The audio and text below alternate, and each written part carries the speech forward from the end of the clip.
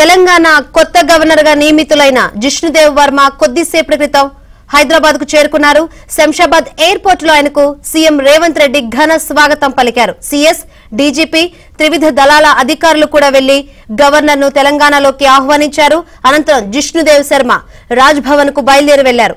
సాయంత్రం ఆయన ప్రమాణ స్వీకారం చేయబోతున్నారు.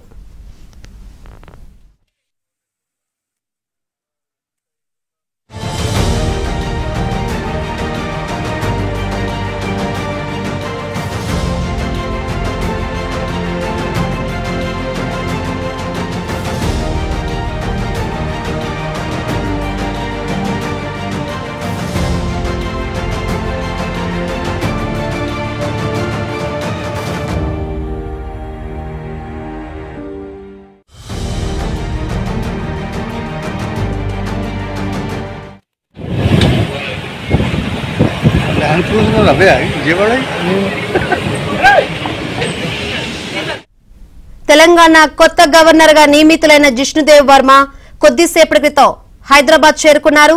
శంషాబాద్ ఎయిర్పోర్ట్ లో ఆయనకు సీఎం రేవంత్ రెడ్డి ఘన స్వాగతం పలికారు. సీఎస్, డీజీపీ, త్రివిధ దళాల అధికారులు కూడా వెళ్లి గవర్నర్ ను తెలంగాణలోకి ఆహ్వానించారు. అనంతరం జిష్ణుదేవ్ వర్మ రాజ్ భవన్ కు బయలుదేరి వెళ్లారు.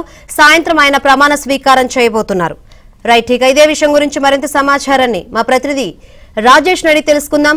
రాజేష్, తెలంగాణ కొత్త గవర్నర్ హైదరాబాద్ కు చేరుకున్నారు. ఎప్పుడు ప్రమాణ స్వీకారం ఉండే అవకాశం ఉంది? ఏంటి అప్డేట్స్? మొత్తానికి తెలంగాణ నూతన గవర్నర్ గా జిష్ణుదేవ్ శర్మకు స్వాగతం పలికారు ముఖ్యమంత్రి రేవంత్ రెడ్డి.